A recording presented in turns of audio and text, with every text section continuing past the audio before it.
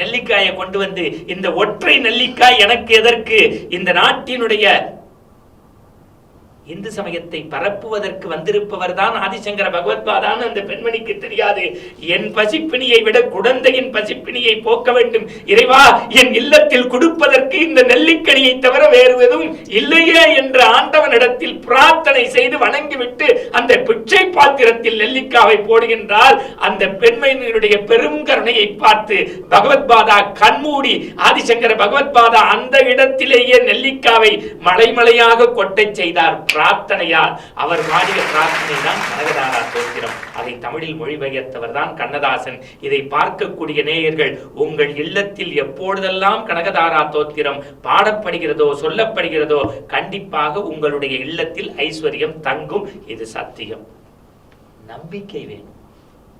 பகவத்பாதாவினுடைய பிச்சை பாத்திரத்திற்கு தந்தது நெல்லிக்காய் என்கின்ற ஒரு அற்புதமான திரு அமுது. தூக்கி எறிஞ்சிட முடியுமா?